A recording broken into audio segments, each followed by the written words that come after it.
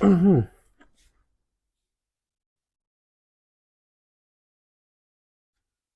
əziz dostlar. Bugünkü podkastımın adını biz rüya və validasiya qoyduq. Nəyə görə? Mən ümumiyyətlə show business üçün ürəyim gedir və yüksək reytingləri, baxım sayı üçün ölürəm və ona görə də fikir verdim ki, harda rüyanın adı seçilsə, mütləq çox yaxşı baxım sayı olur. Ona görə biz də danışaq bu mövzu ilə bağlı. Şahbaz müəllim. Siz çox danışmayın ki, sizi çox sevməsinlər əsas. Qoy bütün tənqid mənim üzərimə gəlsin. Və mən nə demək istəyirəm? Əslində tema da artıq yeni deyil. 2 həftədir ki, mətbuatda idi, hər yerdə idi. Artıq tükənib mövzu bizim də birdən-birə Amma 2 həftəyə əslində elə sənin də tərəddüdlərin var idi. Bu məsələni müzakirə edək ya etməyək belə. Amma bizdən əsasən kitab müzakirəsi gözləyirlər. Okay. Sadəcə deməli, Röya və Kan festivalı, indi Röyanın bütün fanatları üstümüzə gələcək. Məsələ nədədir? Bildiyiniz kimi, Röya xanım, Azərbaycan ən sevimli müğənnisi, sözsüz Kan festivalında iştirak edib və buna bağlı çoxlu narazı olanlar var. Mən dərhal deyim ki, mən razıyım. Mənə görə əladır. Çox gözəl, güclü, istedadlı bir xanım gedir və Kan festivalında iştirak edir. Sadəcə burada çox yanlış bir məqam var. Mən ona toxunmaq istəyirəm bugün. Məsələ arasındadır ki, Kan festivalında istənilən bir adam iştirak edə bilər. Orada hansı bir müəyyən summanı ödəyirsən, 300 avrodan başlayır və başda gəlir. Yəni bunun üçün ulduz olmaq lazım deyil. Mən də gedə bilərəm, Şahbaz bəy də və s. İndi deyəcəksiniz ki, bacarana can qurbandır. İstədi, getdi, elədi. Bu da okey. Üstəlik bir mükafat da aldı. O da təbii ki, ödənişlidir. Çünki təəssüflər olsun ki, Röya kimi istedadlı bir insanı Fransada heç kəs tanımır. Avropada tanımırlar falan. Azərbaycanda, Türkiyədə çox məşhurdur, Rusiyada çox populyardır. Amma orada tanımır. Sadəcə söhbət ona gedir ki, bu insanın öz seçimidir. Təəssüf edirəm ki, Azərbaycanda bu həssə çox dəbdədir. Ödənişli mükafatlar, hər şey pulla, bacarana can qurbanına necə deyirlər, pulum var, gedim alıram, mənə bir mükafat versinlər falan. Mən təzə ümumiyyətlə karyerama başlayanda mənə də xeyli müraciətlər olurdu. Belə səy-səy, gic-gic mükafatlar, nə bilim, ilin ən yaxşı, tam nə bilim nəyi. 300 manat verin, sizə diplom verək falan. Və bu adamın sözsüz ki, çox aşağılayır mən kimi adamları. Amma çoxdur da digər adamların sayı, kim gedir pul ödəyir və hesab edir ki, bu düzgündür. Yəni əslində baxsanız bunu biraz da elə bir ki marketinqini yaxşı aparıblar bu məsələni. Görürsən ki, hər kəs özü olmadığı şeyi almaq istəyir. Yəni özü layiq olmadığı şeyi almaq istəyir. Məsələn, jurnalistlərə gəlib satırdılar qızıl qələmi. Deyirdilər, gəl sənə qızıl qələm mükafatı verək, filan qədər ödeyin. Yazıçılara fərqli mükafatlar təklif edirlər və müxtəlif qurumlardan, yəni müxtəlif beynəlxalq təşkilatlardan gəlin sizə bunu edək. Amma buna getmək lazımmıdır ya lazım deyil. Bu sənə lazımdır ya lazım. Mənə elə gəlir ki, bu məsələyə o adamlar gedir ki, onların ümumi səviyyəsi çox aşağıdır, özgüvəni çox aşağıdır. Özlərini hansısa olduqları kimi ifadə edə bilmirlər və fikirləşirlər ki, onların olduqları dəyər çox aşağıdır. Ona görə də onlar həmin mükafatları seçirlər ki, özlərini dəyərə mindirsinlər. Mən belə fikirləşirəm. Nədənsə ümumiyyətlə bizdə buna çox əhəmiyyət verirlər. Yəni özü olmasın, başqası olsun. Mükafat almaqla sanki o şəxsiyyətini böyüdür, yəni. Mükafat görürsən ki, adamlar özü yazmadığı bir əsərin, məsələn, əsərin belə deyək də, məsələn deyək ki, adam doktorluq adını alır. Fikirləşir ki, asosiasiyalar, dünya dramatoloqların, asosiasiyanın yox, məsələn, adidə baxırsan ki, heç bir filologiya aidiyyatı olmayan, filologiya doktoru olur, fəlsəfi aidiyyatı olmayan, fəlsəfə doktoru olur. Yəni ki, adam o adı alır və hesab edir ki, həqiqətən də o şəxs həmin o doktordur, yəni. Yəni ki, bənzəmək istədiyi adamın, yəni ki, çevrilirim və bunu necə adı pulla alıb və öz şəxsiyyətini böyüdə bilərsən? Mümkün deyil. Məsələn, ona görə də, məsələn, həddindən artıq bizim pafosla tanıdığım insanlar var, tanıdığımız və onlara yaxınlaşanda görürsən ki, yox, onlar mahiyyətcə çox da zəngin insan deyillər. Kənardan, efirdən baxanda, baxırsan, adlarını oxuyursan, neçə dənə titulları var, hə? Və sonra gedib baxanda görürsən ki, heç bir titul ona layiq deyil. Yəni, şəxsiyyətin deformasiyası baş verir burada. Bu isə artıq təbii ki, Röyaya aid deyil. Biz ümumiyyətlə cəmiyyətimizdə olan bax belə bir problemlə danışırıq. Amma Röyaya gələndə mənə elə gəlir ki, Nigar, Röya da özünü niyə məhz bu yaşda? Mən elə gəlir ki, Röya axı daha gənc vaxtlarda da bunu edə bilərdi. Niyə bu yaşda bunu edir? Yəni nəsə baş verir də, görünür, psixoloji Məncə sadəcə Röya Azərbaycanda nömrə bir ulduzdur və hər kəs onu çox sevir və ümumiyyətlə ulduzdur da, yəni fakt budur. Sadəcə o istəyir ki, xaricdə də onu tanısınlar və xaricdə də onu qəbul etsinlər və ona görə ola bilsin bu addımları atır. Yəni orada nəsə ifa elədi həmin festivalda? Yox, bəs o necə özünü qırmızı xalçada şəkil çəkdirdi və orada videoda görünürdü arxadan kimsə itələyir falan. Çünki orada belə deyir, real ulduzlar orada deyil. Tanınmaq baxımından deyək ki, nə qədər Avropa mətbuatı, nə qədər o festivala məhz Röyanın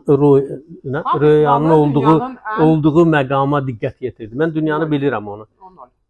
Onda tanınmaq deməli fikri yanlışdır, tanınmır. Ödənişli keçənlər üçün ayrıca bir vaxt ayrılır və sən oradan keçə bilərsən. Gəlin gedək də. Bilirəm ki, mən tam. Axı sən ödənişli heç bir yerə getmirsən. Ödənişli istəmirəm. Sadəcə oturum baxım da kim keçdi, necə keçdi. Mən digər ki, Röya ilə bağlı bəsdir. Özü bilər ümumiyyətlə. Özü bilər özü. Ya amma bu gərək digər şəxsiyyətlərə təsir etməsin. Yəni bizim digər insanlarımız buna yaxşı nümunə kimi baxmayın demək istəyirəm. Yəni adınızı, şöhrətinizi pulla almayın, zəhmətinizlə alın. Zəhmət çəkin, sizi zəhmətiniz hər şeydən çox ucaya qaldıracaq. Sizi hamıdan yaxşı tanıdacaq, çox tanıdacaq. Bütün kameralar sizə baxacaq. Əgər siz həqiqi zəhmət çəkəcəksinizsə, yəni belə. Bir çox modlu bir söz var. Validasiya və son vaxtlar onu bütün coachlar istifadə edirlər bu sözü. Bilirsiniz onun anlamı nədir? Yəni mən doğrusu səndən eşitdim və sən onu belə izah elədin ki, olmadığın adama çevrilmək. Yəni ki, özgüvənin aşağı olduğundan yox. Başqasının gözündə ucalmaq. Bəli, təsdiqləmək. O elə o da həm də o mənadadır da. Yəni ki, necəsə başqasının gözündə özünü təsdiq etmək. Bu əslində çox maraqlı temadır. Mən deməzdim ki, bir mənalı şəkildə bu olmamalıdır. Biz hamımız insanıq, cəmiyyətdə yaşayırıq və təbii ki, mənə çox maraqlıdır. Mən sənin gözündə necəyəm, başqasının gözündə necəyəm. Yəni insanlar durub deyəndə ki, mən ümumiyyətlə niyə soramno, kim mənlə bağlı nədir? O təbii ki, yalan söhbətdir. Cəmiyyətin içində yaşayırıq, insanlar üçün yaşayırıq, insanlarla bir yerdə yaşayırıq. Bu çox vacibdir. Amma özünü həmin bax buna görə özünü qurban verməyə ki, ay bax bu məni təriflədirmi? Görürsən bəs bu necə mənlə bağlı düşündü? Bəs bu nətədir? Mən necə edim ki, çox kruto görsənim? Mən nə edeyim ki, bax belə olum falan. Bax bu artıq validasiyanın həmin o model sözün mənfi mənasıdır. Mən başa düşürəm, sən bu termini ona görə istifadə edirsən, Röyanın hərəkətinə görə ki, o Kan festivalına getməklə özünü cəmiyyətin gözündə daha da böyütmək istəyir, öz şöhrətini daha da artırmaq istəyir. Məsələ burasındadır ki, mən sadəcə göstərmək istədim ki, mən o sözü bilirəm, validasiya sözünü və insanların gözündə özünün reytinqini biraz qaldıram.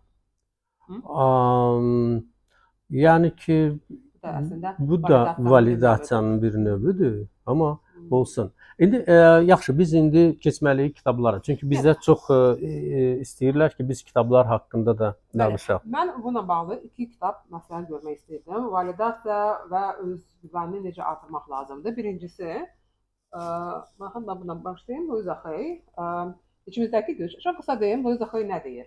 Luiza Hay deyir ki, bütün gücü özünüzdə tapın. Yəni başqa yerdə axtarmayın. Başqanın gözündə, başqalarda axtarmayın. Nə varsa sizin içinizdə var və onu tapın, kəşf edin və istifadə edin. Çox güclü olacaqsınız da və özünüzə çox güvənəcəksiniz. Digər sevdiyim kitab Bu da Don Miguel Ruiz'in Dörd Razılaşmasında bu ezoterika janrıdır. Çoxdan da ben bu sözü istifadə etmirəm. Ezoterika əvvəllər 15-20 il əvvəl çox populyar olan bir janrdır. İndi onu başqa cür deyirlər. Motivasiya, psixologiya, özünü inkişaf. Amma bu sırf ezoterika əslində. Və müəllif nə deyir bu kitabda? Aslında çox dərin, çox maraqlı, çox fəlsəfi bir əsərdir. Müəllif nə deyir? O deyir ki, təbii bu da validasiya sözünü istifadə etmir, amma bax validasiya sözünü istifadə edərək deyim ki, müəllif deyir ki, kiminsə yəni özünü kiminsə gözündə təsdiq etmək, bu artıq özünü hətta qurban yox, belə özünü itirməkdir də. Yəni siz özünüzü bu insana artıq təslim edirsiniz də, təslim olunursunuz bu insan üçün. Və ümumiyyətlə çalışın öz reallığınıza yaşayın, öz trayektoriyanızı yaşayın və başqasının həyatını yaşamayın. Oturub düşünmək ki, mən onun gözündə necəyəm, necə görsənirəm, bu elə özünü itirmək deməkdir və müəllif deyir ki, belə etməyin. Doğrusu bu kitablarla bağlı onu mən deyə bilərəm ki, Daxili Gücünü Tap bu əla kitabdır. İçimizdəki gücü, Louisa Hay'in çox sadə və eyni zamanda çox yəni ki, praktik bir kitabdır. Siz onu oxuyub və həyatınıza tətbiq edə bilərsiniz və nəticəsini də görə bilərsiniz. 4 razılaşma kitabı, orada 4 cəhət vardır. Yəni özünlə razılaşma. Özünün 4 tərəfini, özünlə sanki şəxsi bir kontrakta girirsən ki, deyək ki, orada 4 razılaşma. Heç zaman başqası haqqında xəyal qurma. Əgər başqası haqqında sənin hansısa bir fikrin varsa, dərhal yaxınlaş, onu ona de. Düşünmə ki, o sənin haqqında fərqli bir fikirdədir. Əgər düşünürsənsə, onu ondan al. Razılaşmanın biri belədir. Və ümumiyyətlə çox yaxşı bir kitabdır. Yəni insan sanki özünün 4 tərəfini kəşf edir o kitabda. Yəni biz çox hissələrdən ibarətik, amma burada 4 hissədən ibarətsən və bu 4 xarakterini orada razılaşdıra bilərsən özünlə.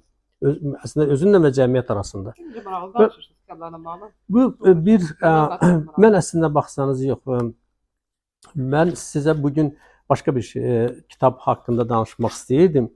Bu yenicə qurtardığım kitabdır və son vaxtda bu kitabla bağlı çox danışıram həqiqətən. Yəni nə qədər ki bu kitabın təsiri altındayam, nə qədər ki bu kitab mənim içimdə, ruhumda, düşüncəmdə var, istəyirəm onu mən sizinlə paylaşam. Siz təsəvvür edin ki, müharibə bitib və müharibədən geri qayıdan, müharibənin yaraları, mənəvi yaraları, fiziki yaraları yox, özündə gətirən bir ata və evdən arvadı tərk eləmiş, yəni həyat yoldaşı tərk edib getmiş bir ər.